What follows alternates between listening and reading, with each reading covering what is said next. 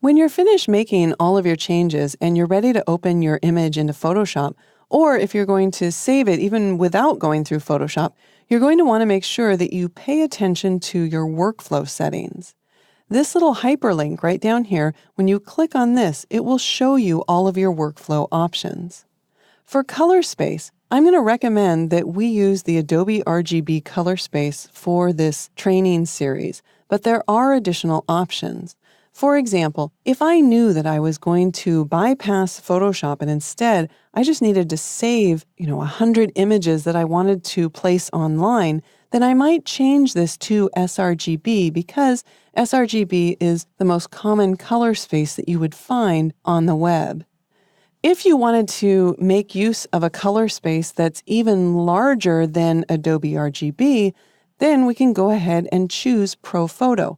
ProPhoto is going to give you even more colors, and many would argue that I'm actually limiting the colors that I work with unnecessarily by choosing to work in Adobe RGB. However, there can be a slight mismatch where ProPhoto can contain more colors than the typical monitor can display.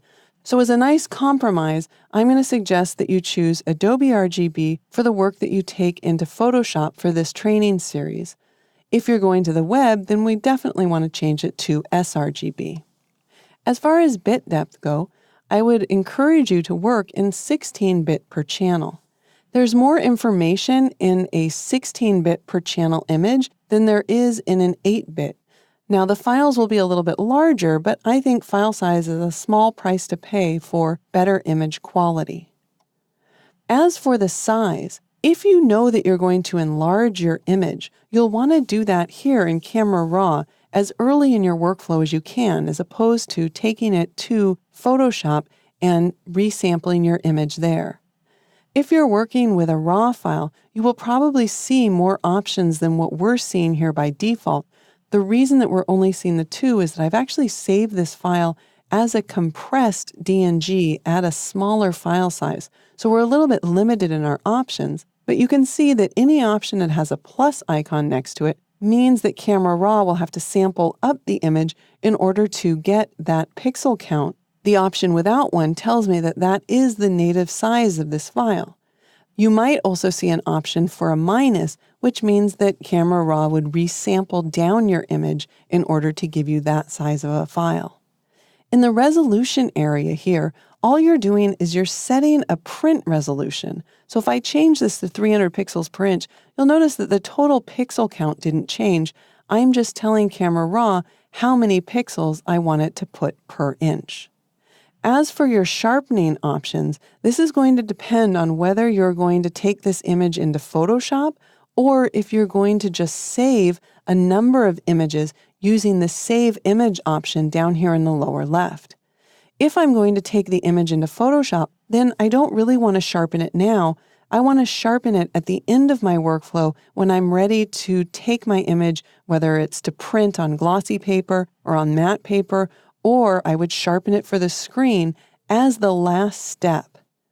But like I said, if I'm not going to Photoshop and I just need to maybe export 100 images to post in a web photo gallery, then I would want to go ahead and add my sharpening now, and in fact, I would choose screen if I was going to the web. As far as the amount goes, you then have three options, low, standard, or high. I would go ahead and choose standard by default, but know if your image comes out looking too sharp, a little bit too crispy and pixelated, you might want to drop this down to low.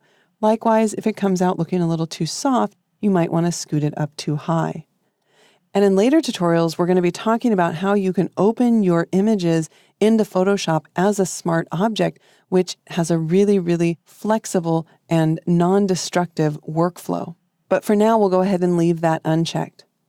All right, we'll click OK, and I think that you can see that those options are quite important, yet they're very easy to overlook because of this small little hyperlink.